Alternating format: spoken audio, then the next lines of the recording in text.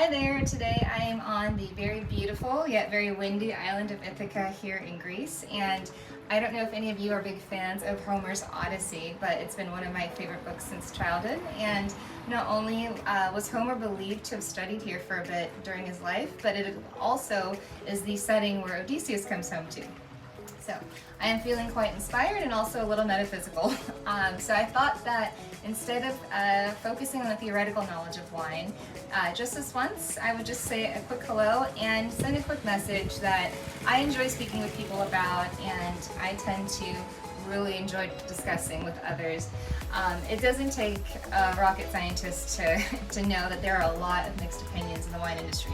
Whether you've tasted at a restaurant, with friends, at a winery tasting room, at an industry tasting, wherever it may be, your room is full of opinions of who you should be drinking, what styles you should be drinking, what categories you should avoid, what categories you should really be focusing on, all the works. And while all of that has some merit to it, at the end of the day, all wine is important. I'll repeat that. All wine is important. And I say that not only because wine is wine, but also the industry of wine is not just solely focused on the elite categories. It takes the other categories, it takes the more value-driven wines, the bulk market, it takes everything to keep this machine moving.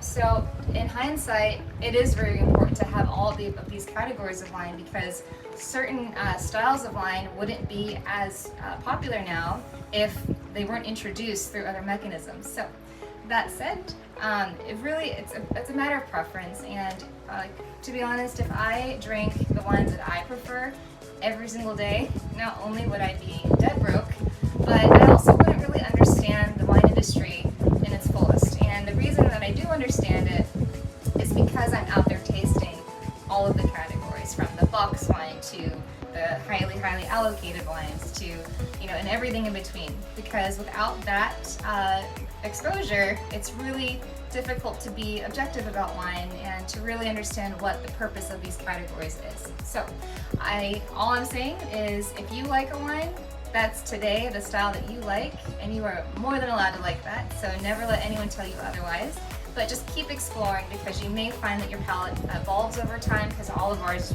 normally do. I started drinking as very sweet whiskey when I was young. And so you never know where your palate will end up, but just keep exploring and don't let anyone tell you who you should be exploring. Just do what you're doing. If you like a certain kind of wine, keep on liking it, and cheers to that.